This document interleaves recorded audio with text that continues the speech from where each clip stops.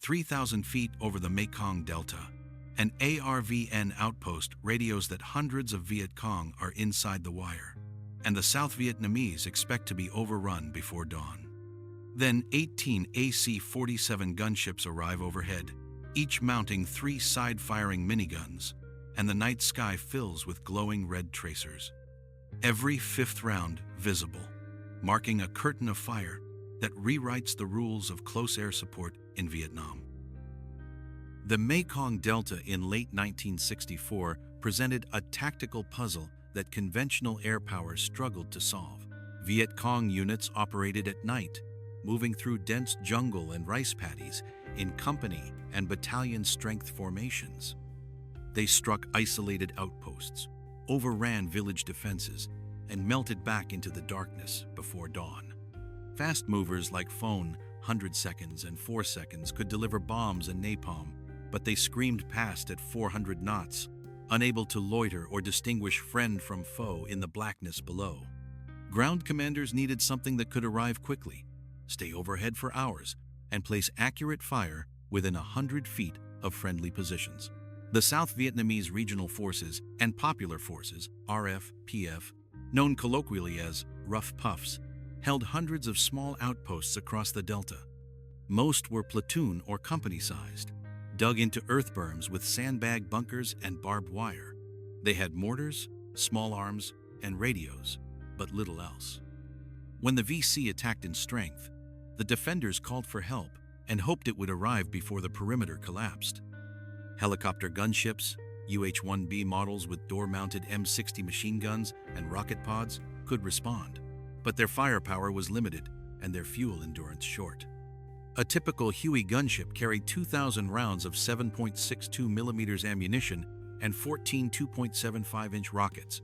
Against a massed assault, that magazine emptied in minutes.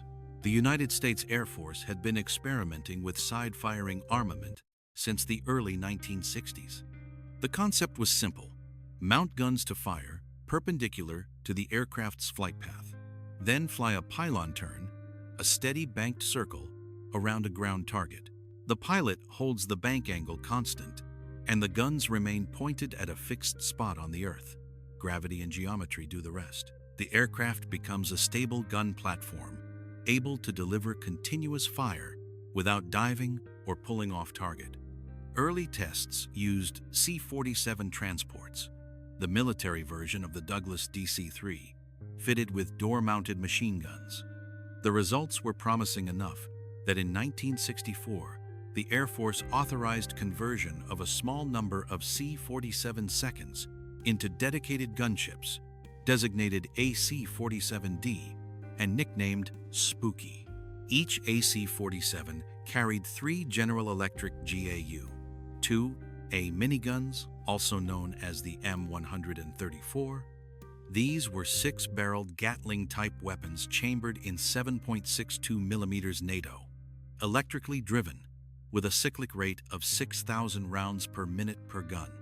Mounted in the left cargo door and 2 left side windows, the 3 guns together could pour 18,000 rounds per minute onto a target area roughly the size of a football field. The ammunition load was 24,000 rounds, giving the aircraft a theoretical firing time of 80 seconds at maximum rate, though in practice crews fired in short bursts to manage heat and conserve ammunition. Every 5th round was a tracer, so the stream of fire appeared as a solid red line from sky to ground, a visual effect that inspired the nickname Puff the Magic Dragon. The AC-47's operational profile was tailored to Vietnam's night war. Cruising speed was around 130 knots, slow enough to maintain a tight orbit without stalling. Loiter time was approximately 4 hours, depending on fuel load and distance to the target. The aircraft typically operated at altitudes between 2,000 and 3,500 feet, high enough to avoid small arms fire, low enough for accurate delivery. The miniguns had an effective slant range of roughly 1 mile, and the tracers allowed the pilot to walk fire onto the target by adjusting bank angle and throttle. Ground controllers could see the stream and talk corrections over the radio. Left 50, down 25, on target. The first AC-47 unit to deploy to Vietnam was the 4th Air Commando Squadron, which arrived at Bien Hoa Air Base in November 1964. The squadron had 16 aircraft and crews trained in night operations, close air support procedures, and coordination with ground forces. Each mission required a pilot, co-pilot, navigator, flight engineer, and 2 gunners. The navigator plotted the orbit and calculated fuel, the engineer managed the electrical system that powered the miniguns, and the gunners loaded ammunition, cleared jams, and monitored the barrels for overheating. Communication with the ground was conducted in English or Vietnamese, depending on whether the supported unit was American, ARVN, or RF-PF. The tactical doctrine for AC-47 employment emphasized rapid response and sustained presence. When an outpost came under attack, the duty officer at the Direct Air Support Center would scramble the nearest available Spooky. Flight time from Bien Hoa to most Delta targets was 20 to 30 minutes. Once overhead, the gunship would check in with the ground commander, establish the friendly positions, and begin firing on the enemy. The standard technique was to start with short bursts, 2 to 3 seconds, to mark the fall of shot, then adjust and increase duration as the crew refined the aim. The psychological effect was immediate. The VC had no defense against fire from above, and the continuous roar of the miniguns often broke the momentum of an assault within minutes. But the system had limits. 18 aircraft could not cover the entire country, and demand quickly outstripped supply. Weather was a constant problem. Low clouds, monsoon rain, and ground fog could scrub missions or force crews to orbit blind, relying on radar and radio alone. The AC-47 had no armor, no self-defense systems, and no ability to suppress anti-aircraft fire. It was vulnerable to anything heavier than a rifle: 12.7mm heavy machine guns, 23mm and 37mm AAA, and later SA-7 shoulder-fired missiles. Crews learned to vary altitude and orbit direction, to avoid flying the same pattern twice, and to depart the area immediately if tracers came up toward them. The aircraft's ammunition capacity imposed a hard ceiling on engagement duration. At maximum rate, 3 miniguns could empty the entire load in 80 seconds. In practice, crews rationed their fire. A typical engagement might involve 10 to 15 bursts of 5 to 10 seconds each, spread over 30 to 40 minutes. That left reserve ammunition for a second target or for covering the withdrawal if the ground unit had to pull back. Resupply required returning to base, landing, and manually reloading the hoppers, a process that took an hour or more. If multiple outposts were under attack simultaneously, the AC-47 seconds had to prioritize, and some calls for help went unanswered. The South Vietnamese forces initially regarded the gunships with skepticism. The concept of a lumbering transport aircraft as a precision fire support platform seemed implausible. Many ARVN officers preferred artillery or fast movers, which fit their understanding of air power. That skepticism evaporated the first time they saw Spooky in action. The red tracers, the unbroken stream of fire, the way the jungle erupted in dust and splinters, it was unlike anything else in the theater. Within weeks, every ground commander in the Delta was requesting Spooky coverage for night operations, and the AC-47 became the most sought-after asset in the close air support inventory. By mid-December 1964, the 4th Air Commando Squadron was conducting its first operational sorties. The initial missions were cautious: single aircraft, known safe areas, coordination with friendly forces who understood the concept and could mark positions clearly. The crews were learning on the job how to communicate with ARVN units whose English was limited, how to identify targets in the dark, how to manage ammunition and fuel in a dynamic environment. The first few engagements were small, a VC probe here, a mortar team there, but they validated the concept. The gunship could arrive, establish orbit, deliver precise fire, and depart with fuel and ammunition to spare. The operational tempo began to climb. Intelligence reports indicated increased VC activity across the Delta, and ARVN commanders who had witnessed Spooky in action requested coverage for their sectors. The squadron flew multiple sorties each night, and the maintenance burden grew. Aircraft returned with bullet holes, hydraulic leaks, and burned-out gun barrels. Spare parts were scarce, and the C-47 airframe, designed in the 1930s, required constant attention. Ground crews worked through the day to keep the fleet airworthy, patching aluminum skin, rewiring electrical systems, and test-firing the miniguns on the range. The squadron's mission-capable rate hovered around 70%, meaning that on any given night, 4 or 5 aircraft were down for maintenance. Then came the night of December 23, 1964. Intelligence reports indicated a coordinated VC offensive timed to coincide with the Christmas period. Radio intercepts suggested simultaneous attacks on outposts across the Delta. ARVN and RFPF units were placed on alert, and the 4th Air Commando Squadron pre-positioned additional aircraft at forward airstrips. The weather was clear, with a quarter moon and light winds, ideal conditions for night operations. By sunset, 6 AC-47 seconds were airborne, orbiting over known trouble spots, waiting for the attacks to begin. What followed would become one of the first large-scale gunship operations of the war. The first call came in at 9:15 p.m. An RF outpost near the town of Tra Vinh, roughly 60 miles southwest of Saigon, reported movement in the tree line and mortar fire impacting inside the perimeter. The outpost held a reinforced platoon, about 50 men, with 2 60mm mortars and a single 30 caliber machine gun. The VC force was estimated at 200 to 300, advancing in waves from the west and south. The outpost commander requested immediate air support. The nearest AC-47 call sign Spooky 2-1 diverted from its patrol orbit and arrived overhead 12 minutes later. The pilot established radio contact and asked the ground commander to mark friendly positions with a strobe light. A white flicker appeared in the center of the outpost. The pilot rolled into a left-hand pylon turn, bank angle 30 degrees, altitude 3,000 feet, and aligned the gun sight reticle with the tree line 200 feet west of the strobe. He pressed the trigger, and the first burst, a 5-second stream, ripped through the jungle canopy. The tracers looked like a solid red rope connecting sky and earth.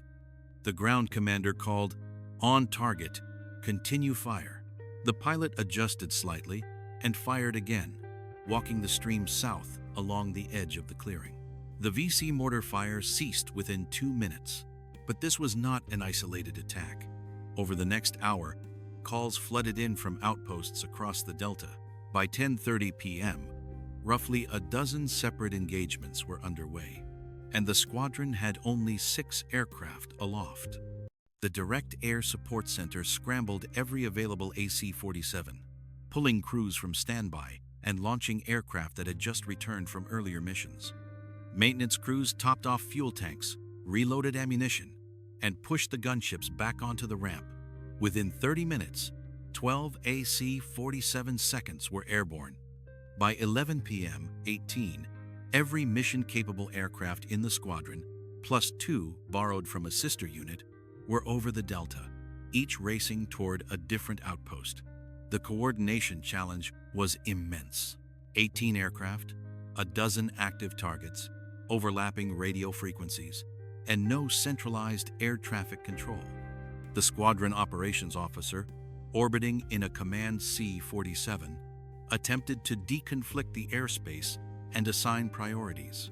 He directed the gunships to check in on a common frequency, report their fuel state and ammunition remaining, and coordinate handoffs when one aircraft had to depart for refuel. The radio chatter was continuous. Position reports, fire missions, requests for illumination flares, calls for medevac. The operations officer later described it as controlled chaos, barely controlled. One of the most critical engagements unfolded near the village of Kai Lei, 40 miles southwest of Saigon. An ARVN company, roughly 120 men, was dug in around a district headquarters compound. The VC attacked from 3 sides with an estimated battalion-sized force, perhaps 500 fighters. The ARVN commander reported that the enemy had breached the outer wire and was inside the compound, fighting room to room. He could not use artillery for fear of hitting his own men. He needed fire on the enemy positions outside the wire and along the approach routes, but nothing inside the perimeter. The mission required surgical precision. Spooky 3-4, piloted by Captain James Caldwell, arrived overhead at 10:48 p.m. Caldwell had flown AC-47 seconds for several weeks and was gaining confidence in the platform. He established contact with the ARVN commander, who spoke limited English but understood the concept of marking targets with colored smoke. The commander popped a green smoke grenade at the northeast corner of the compound and told Caldwell to fire 50 feet beyond the smoke, along a dirt road where the VC were massing for another assault. Caldwell rolled into his orbit, aligned the reticle, and fired a 3-second burst. The tracers landed exactly on the road. The ARVN commander confirmed, "Good, more." Caldwell fired 6 more bursts, each 5 to 7 seconds, methodically shredding the VC assault line.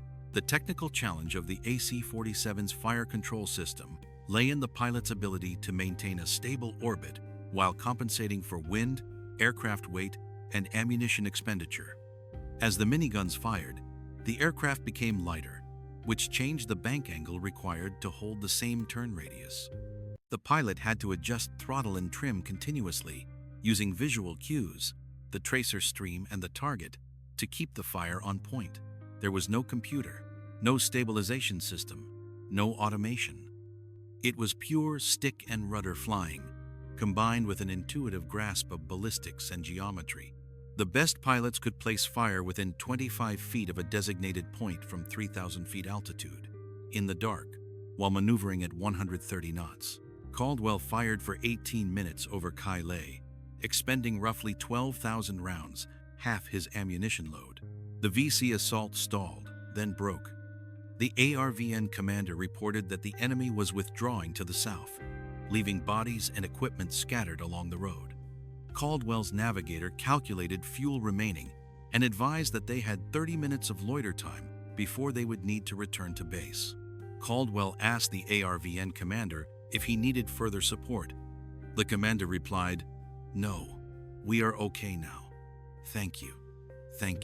Caldwell acknowledged, rolled wings level, and turned northeast toward Bien Hoa. What followed over the next 2 hours was a demonstration of sustained, coordinated firepower that had never been seen before in Vietnam. 18 AC-47 seconds, operating simultaneously across a 50-mile front, engaged a dozen separate targets. Each gunship fired an average of 15,000 rounds, for a combined total approaching 300,000 rounds delivered onto VC positions in a single night. The effect was devastating. At every outpost where Spooky arrived, the enemy assault faltered within minutes. At several locations, the VC broke contact and fled before the gunships expended half their ammunition. By 1 a.m., the attacks had ceased across the entire delta. The Christmas offensive, whatever its objectives, had been shattered. The AC-47 crews returned to Bien Hoa in waves, landing between midnight and 2 a.m. Ground crews swarmed the aircraft, inspecting for damage, reloading ammunition, and refueling. Several gunships had taken small arms hits, punctured wings, severed hydraulic lines, cracked windscreens, but all had made it home. The maintenance officer grounded 3 aircraft for repairs and cleared the rest for further operations. By 3 a.m., 6 AC-47 seconds were back on alert status, ready to launch if needed. The crews grabbed coffee, filed mission reports, and tried to process what they had just accomplished. The ARVN and RFPF units that had been under attack sent a flood of messages to the Direct Air Support Center and the 4th Air Commando Squadron. The tone was uniformly one of astonishment and gratitude. One ARVN battalion commander wrote, "We were preparing to die. Then the sky opened, and the dragons came. The enemy ran like children." An RF platoon leader reported, "I have never seen anything like this. The fire from the sky did not stop. The VC could not move, could not fight, could only run or die." The South Vietnamese High Command took note. Within days, requests for AC-47 coverage increased sharply, and the squadron was tasked with expanding operations into the Central Highlands and the coastal provinces. But the night of December 23rd also revealed the limits of the system. 18 aircraft had been enough to cover a dozen targets, but only because the attacks were staggered in time, and the gunships could hand off from one engagement to the next. If the VC had struck all positions simultaneously, some would have been overrun before help arrived. The AC-47 fleet was too small, the maintenance burden too high, and the operational tempo unsustainable. The squadron commander submitted an urgent request for additional aircraft, more crews, and a dedicated maintenance detachment. The Air Force approved the request, but it would take months for the resources to arrive. The story of the 18 gunships spread quickly through the American and South Vietnamese forces in Vietnam. Soldiers and Marines who had never seen an AC-47 heard the accounts and wanted one overhead on their next operation. The nickname Puff the Magic Dragon became universal, and the image of the red tracers, every fifth round glowing, the rest invisible, became iconic. Journalists, embedded with U.S. units, wrote dispatches describing the gunships as flying artillery and the answer to the night war. The Air Force Public Affairs Office released photographs and film footage, and the AC-47 appeared in newsreels and magazine spreads back in the United States. The Viet Cong, for their part, learned to fear the sound of the C-47's twin radial engines. VC prisoners, interrogated in early 1965, reported that their units had been ordered to break contact immediately if they heard the drone overhead. Some VC commanders stopped launching night attacks altogether in areas where Spooky was known to operate. Others attempted to adapt by attacking in bad weather when the gunships could not fly, or by concentrating anti-aircraft fire to drive them off. The latter tactic had limited success. The AC-47's altitude and maneuverability made it a difficult target, and the VC's 12.7mm and 14.5mm heavy machine guns lacked the range and accuracy to reliably hit an aircraft orbiting at 3,000 feet. The operational lessons from December 1964 shaped the evolution of gunship doctrine for the rest of the war. The Air Force recognized that the AC-47, while effective, was a stopgap. The airframe was old, the payload limited, and the defensive armament non-existent. In 1967, the service introduced the AC-130, a gunship based on the C-130 Hercules transport. The AC-130 carried heavier guns, 20mm Vulcan cannons, 40mm Bofors, and eventually a 105mm howitzer, along with sensors, night vision equipment, and electronic countermeasures.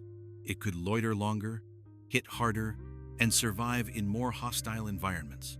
The AC-47 remained in service through 1969, primarily supporting RF, PF outposts and special operations, but the AC-130 became the premier gunship platform. The concept of side-firing, pylon-turned fire support proved so successful that it was adopted by other services and adapted to other missions. The Army experimented with armed helicopters using similar techniques, though the physics of helicopter flight made sustained pylon turns less practical. The Navy and Marine Corps incorporated gunship tactics into their close air support doctrine, particularly for night operations in support of riverine and amphibious forces. By the early 1970s, the gunship had become a standard element of U.S. air power, and the techniques pioneered by the AC-47 crews in 1964 were taught at every tactical air control school. The night of December 23, 1964, also highlighted the importance of coordination and communication in joint operations. The success of the 18 gunship response depended on seamless interaction between the Direct Air Support Center, the Squadron Operations Officer, the individual aircraft crews, and the ground commanders. Each link in the chain had to function under pressure, in the dark, with incomplete information and overlapping demands. The fact that it worked at all was a testament to training, discipline, and improvisation. The fact that it worked so well suggested that the U.S. military was beginning to master the complexities of air-ground integration in a counterinsurgency environment. Yet the broader strategic context remained ambiguous. The AC-47 could save an outpost, break an assault, and inflict heavy casualties on the enemy. It could not, however, win the war. The Viet Cong adapted, dispersed, and continued to operate. The North Vietnamese Army moved supplies down the Ho Chi Minh Trail, infiltrated the South, and prepared for larger offensives. The gunships bought time and saved lives, but they did not alter the fundamental political and military dynamics of the conflict. That realization would come later, as the war escalated and the limits of firepower became apparent. In the immediate aftermath of the December offensive, the 4th Air Commando Squadron received commendations from MACV, the South Vietnamese Joint General Staff, and the U.S. Air Force. Several crews were awarded Distinguished Flying Crosses and Air Medals. The squadron's mission-capable rate improved as additional maintenance personnel and spare parts arrived. By February 1965, the AC-47 fleet had grown, and the squadron was flying dozens of sorties each night. The operational area expanded to include the Central Highlands, where the gunships supported Special Forces camps and CIDG units fighting NVA regulars along the Cambodian border. The AC-47's effectiveness in that environment was mixed. The terrain, steep mountains, triple canopy jungle, and narrow valleys, limited visibility and complicated targeting. The enemy was better armed, with more heavy machine guns and recoilless rifles, and more willing to engage the gunships. Several AC-47 seconds took significant battle damage, and in March 1965, one was shot down near Pleiku, killing the entire crew. The loss underscored the vulnerability of the platform and prompted a review of tactics.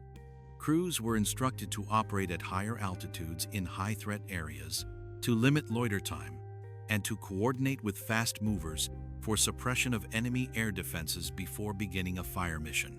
The tactical innovation represented by the AC-47 was fundamentally about matching capability to requirement. The Viet Cong's night offensive tactics created a demand for persistent, accurate, responsive fire support. Conventional air power, fast movers delivering bombs in single passes, could not meet that demand.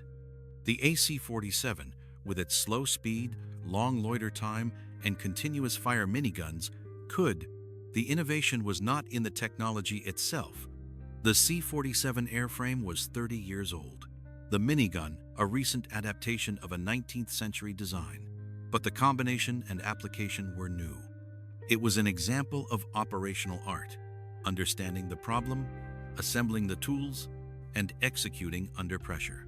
The crews who flew the AC-47 inches 1964 and 65 were pioneers in a literal sense. They had no manual, no established doctrine, no body of experience to draw on.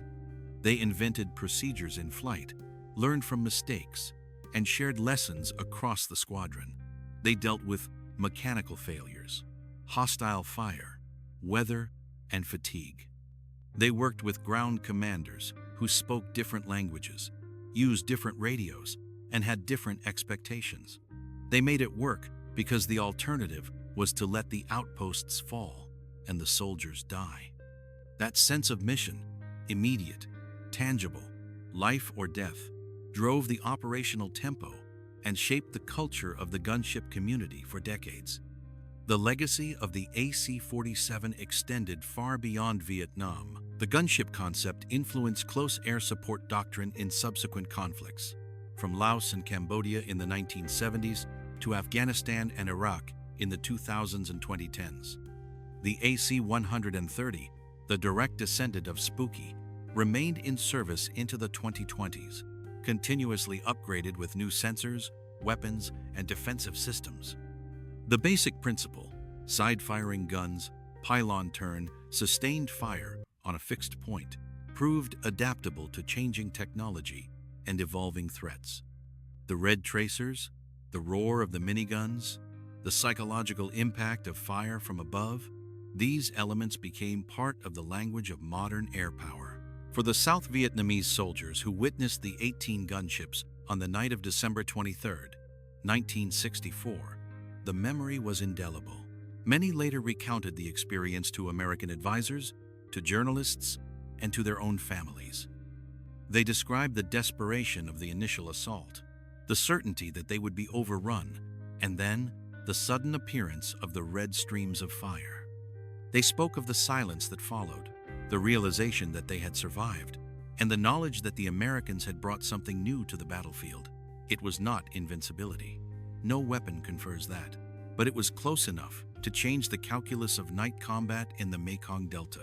The night of December 23, 1964, stands as a defining moment in the history of air power in Vietnam. 18 AC-47 gunships operating across a 50-mile front engaged a dozen simultaneous targets and broke a coordinated enemy offensive. The immediate result was the preservation of multiple outposts and the survival of hundreds of South Vietnamese soldiers. The longer-term result was the validation of the gunship concept and the foundation for a new category of air support. The ARVN soldiers who radioed for help that night expected to be overrun. Instead, they watched the sky fill with red tracers and heard the roar of the miniguns. They saw the enemy assault dissolve into chaos and retreat. The term "Puff the Magic Dragon" captured the almost mythical quality of the experience. A lumbering transport aircraft transformed into a weapon of devastating power, appearing out of the darkness to deliver salvation. It was not magic. It was engineering, training, courage, and coordination. But on that night, to the men on the ground, it might as well have been. Stories like this remind us that war isn't just about dates and numbers. It's about people, the split-second decisions that shaped entire battles. Every flight, every firefight, every tactic is a piece of a massive puzzle where one order could decide the fate of hundreds. We bring back these forgotten moments to show that behind every report and archive page stood real men, pilots, scouts, engineers, soldiers, whose courage and ingenuity changed the course of war, even if their names were never written in textbooks. Tell us in the comments, what moment of the Vietnam War impressed you the most? Or what operation should we cover next? Your ideas keep these stories alive. If you enjoyed this video, leave a like and subscribe. It helps us uncover more forgotten chapters where history lives through those who fought it.